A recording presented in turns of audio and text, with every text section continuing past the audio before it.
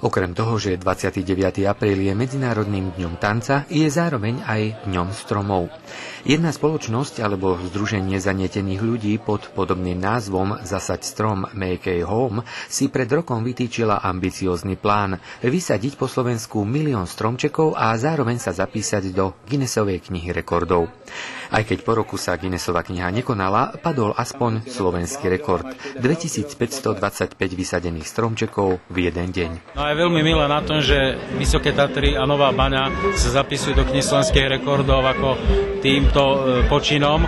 No a samozrejme, keď sa taký rekord prekonáva, tak vždy sa spomenie tá lokalita, alebo tie miesta, alebo tie aktéri toho rekordu, ktorí vlastne boli pri vzniku alebo pri tom nápade. Takže ak zosumarizujeme ten rekord, takže za jeden deň sa podarilo zasadiť dokopy 2525 stromčekov.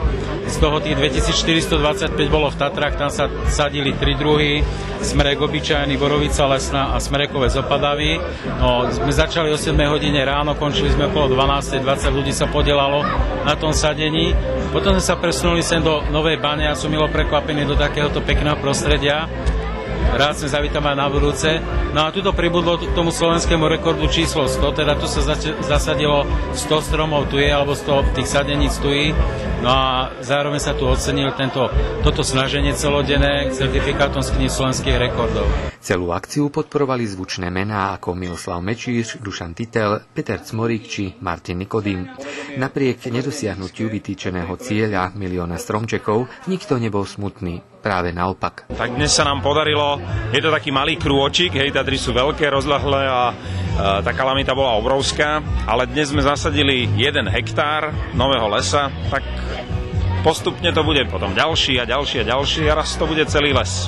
Nová Baňa, kde sa nápad pôvodne zrodil, dôstojne v nedeľu hostila nielen organizátorov a podporovateľov, ale aj tých, ktorí sa práve zapojili kúpou stromčeka do tohto projektu. Jednu početnú skupinu tvorili aj deti zo špeciálnej školy pre telesne postihnutú mládež na Hrabinách. Ja som hral Slimáka. V rozprávke? Áno, v rozprávke Dulienka, či ako to, neviem už. No, kebyže môžem, tak sa pokúsim, ale aspoň symbolickú stužku sme priviazali na stromček. Takže máš svoj vlastný stromček?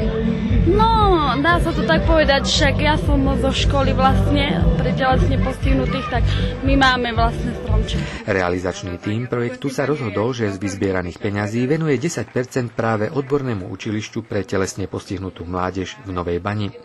Keďže pôvodný cieľ vysadiť 1 000 000 stromčekov zatiaľ nevyšiel, organizátori projektu sa rozhodli predsa len naplniť pôvodnú víziu. Tak zajtra ráno si spolu sadneme, projektový tím, doriešime ďalšie veci, no a druhý ročník sa môže spustiť.